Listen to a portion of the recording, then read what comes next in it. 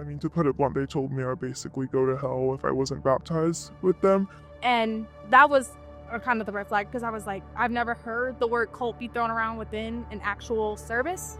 And it was just little comments they would make to try to push me into doing it. I even tried to make excuses sometimes, like I want my family there or I'm not ready for this. Even leaving those groups, though, there's a price to be paid in terms of your mental health. A lot of these groups target campuses with Campus Ministries because this is a particularly open time. I was just like, okay, this is just a small little church in the middle of a small town in Georgia.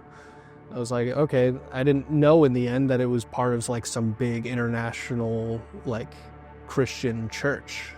See, some of us have gone through life thinking we are really committed to God. But what we're doing is using cultural comparison there. We're more committed than our neighbor. We're committed than the person next to us. As a matter of fact, here's how it works. When we want to see how great a Christian we are, we try to find something to do less. I was considered a visitor to the Bold Campus Ministry for about a year. I got approached by this guy who said, oh, we're going to be having a Bible talk in the student union. Do you want to come join us? I was sitting by myself near Landis Green, and a couple of girls from the group approached me and was like, hey, are you interested in learning more about God and growing your faith here on campus? They gave me their phone number, their contact information, and just told me all the ways I could get involved, and we set up the time to meet. The Bible talks are very generalized discussions about Christianity as it relates to the Christian. You would have a new topic to discuss, and then you would ask questions and talk about whatever topic it was. It's a Seeking God study, that's the first one, the discipleship, the persecution study, kingdom study, and light and darkness study. It's nice to go over these, but also at the same time, it kind of brings up odd memories in a way. One time that made me a little uncomfortable was when they had me try to say all the sins that I've committed to them and kind of talk to them about that, which I wasn't really comfortable with, especially being 18. But then over time in the Bible studies, it kind of got more and more so okay, they're trying to teach me something that is outside of traditional church doctrine. I want to talk to you about a basic, fundamental perspective that we have to have in order to make relationships work. Life itself.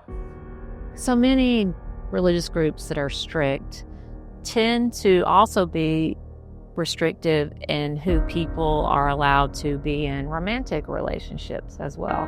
I noticed off the bat that a lot of people were married, and that did seem weird, but I tried to kind of ignore it because I was a freshman and I was in college for the first time. So I just assumed, people in their 20s get married really early. Basically, once you get baptized, you're in their kingdom and you have to go on kingdom dates, and that kind of develops those relationships, and then it ultimately does lead to marriage. The kind of framing of the kingdom dates seems to come out of a very specific sort of evangelical Christian context for young folks who don't fully understand that, and they end up, going to these churches and getting placed into this kind of speed dating environment.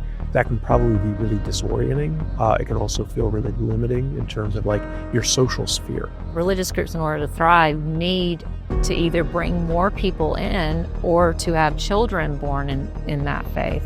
It's just a numbers game. Trying to kind of rearrange my thoughts in my faith was that I actually couldn't hear God until I was baptized, by saying that once you're baptized, that's how you enter into the light, but until then you're in the darkness and God can't hear you.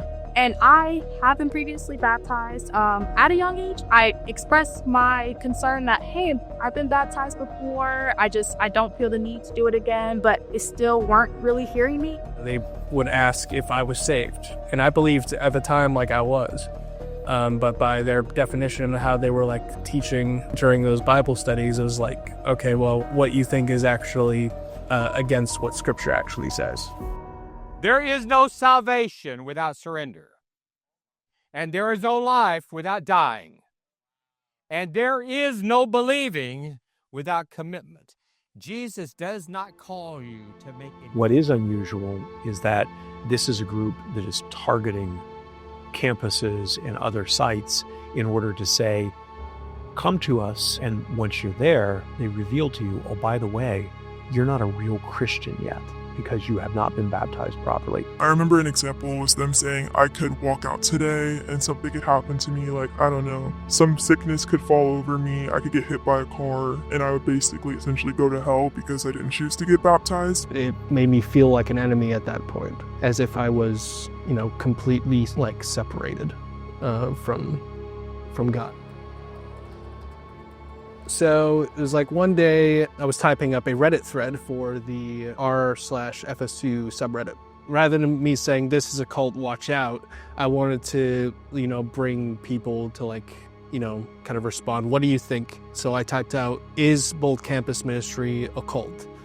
The next few hours I was just responding to people on Reddit. Like, it's a cult, what are you talking about? And so on and so forth. There's other campuses that have literally done the exact same title as mine, I come to find out. So my mom made a post on the FSU parent page on Facebook, and then one of the parents did reach out and say that their son was involved with this organization and that it is essentially not good, it's a cult, and to aid me in kind of getting out. I feel like the poured effort of different parents saying that it wasn't good for me helped me in getting out. There is research on people leading religious groups. And like you might expect, if the group is really strict and if it makes up your primary social networks, that can be really hard on individuals. When I left, it was difficult. More on the aspect that I had a lot of friendships within the group, but they would reach out and it was very frequent. And it was the people that we were all in one big friend group, so we talked to each other frequently.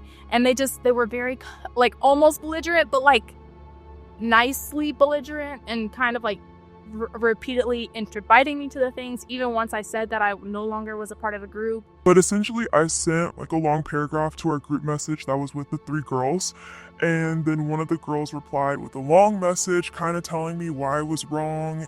Even when I would see them in person too, they would kind of target me within the student union and try to get me to go back to the group. These ministries are using the campus space because it is so open. They always advertise it as non-denominational, which was really attractive to me, but it's actually part of the ICC Church, which is International Christian Church, and they have a really strict belief in baptism and just some other controversial things. This becomes an opportunity for evangelical groups to reach out to these folks, to make contact, to shape their early behavior. People, I think, just naturally crave being part of a social group. It helps define who you are as a person. It makes you feel like you have a sense of social support, people you can rely on. Especially being my first semester on campus at FSU, being by myself, they were aware of that. And they were very making sure I wasn't ever feeling alone or hanging out with myself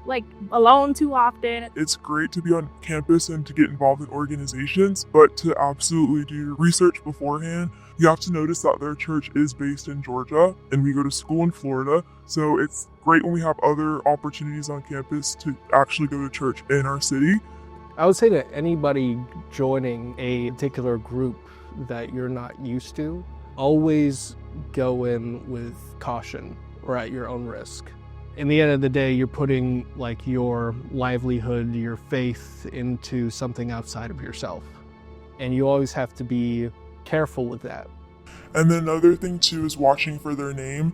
I know when I started in the organization, that was fall 2022, they actually had a different name before that. They changed their name. And I think now they're probably not going to change their name again because they have expanded to FAMU's campus. But just to make sure you're doing your research and actually looking into the details of their organization. Be mindful of the people that you want to have in your life and what you can really put your all into. I mean, the audience can decide, I guess. People can decide.